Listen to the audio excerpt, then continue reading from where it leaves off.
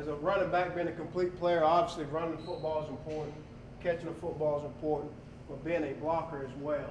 And there's instances in the running game where you have to be a blocker, and more importantly in the passing game. So here we're just talking about a few fundamentals of getting in the proper position to initiate a block, to strike a defender in the block, and to finish a block. All right? So again, it all starts with, obviously Matt getting in his stance that we talked about beforehand, knees over the toes, shoulders over his knees. Okay, and he's going to be initiating himself into coming and blocking me. All right, again, everything that we do is all about the pad level and the strike zone. So anytime Matt's initiating a block into a defender, I always want his hat or his helmet to be lower than the defender's helmet. So you should see that angle as he enter in. All right, the next thing is our hand placement, okay, from Matt. So your hands are a weapon, and the fatty part of your palm is where you want to strike with your thumbs up on that defender.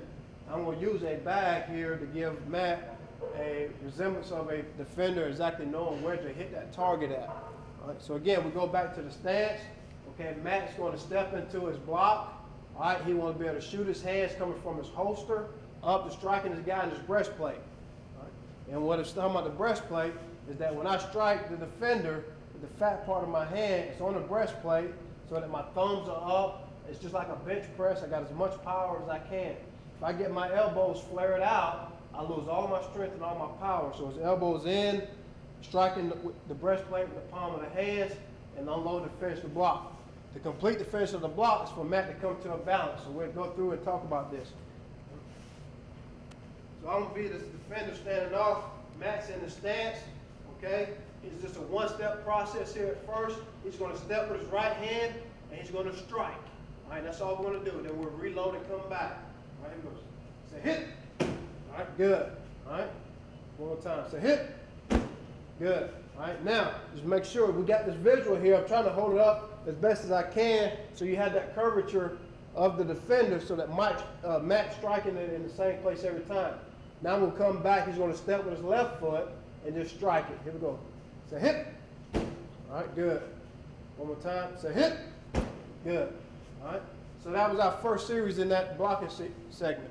But as you see, he still doesn't have a base, so we don't have power. We got to come to balance in that block so that blitzing linebacker or whoever can't turn us off. So now it's going to be a two-step process.